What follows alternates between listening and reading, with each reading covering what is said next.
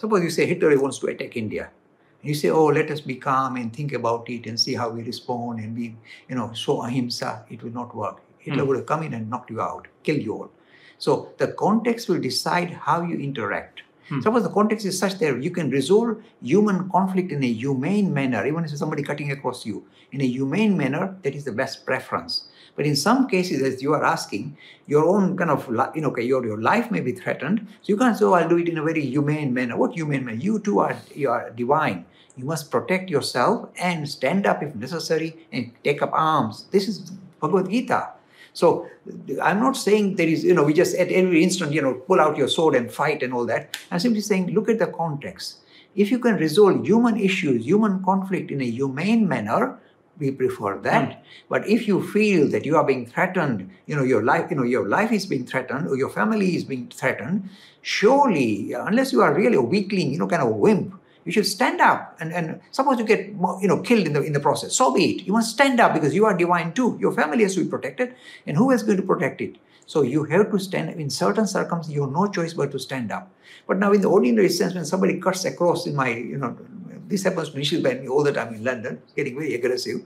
People cut across us and we really get angry. So you nearly clipped us, We get really angry. We may feel like, come on, showing them some rude hand gesture, which we are not supposed to show on television. And you say, now, what should I do? Should I kill him? No, don't do that. This is what I do. I'm just telling you what I am doing. You don't perhaps have to agree with me. First I say, how dare you? I do that. We are human and we can get worked up. How dare you? Next moment I tell them, look, this is the way of the world. This is how the cookie crumbles. This world is very crowded. 7 billion people kind of jostling for position and sorting their own personal interests out, and they're going to get in your way. It's jostling. In London space, jostling, interaction. Where if I must get in, I must go first. And so this jostling, and we find everybody is kind of interfering in our life. They're like interference. Everybody we see interacting in the queues, in the shopping, wherever, we see them, they're interfering, they're getting in your way, and you feel very upset. I say, no.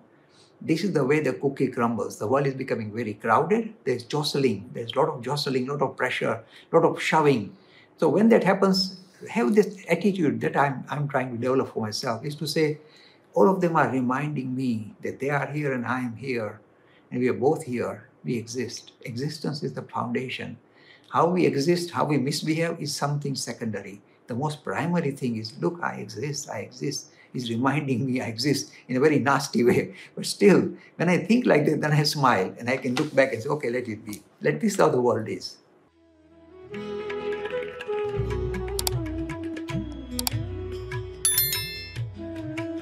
Free e-learning course in Hinduism. To register, please visit www.hindu-academy.com.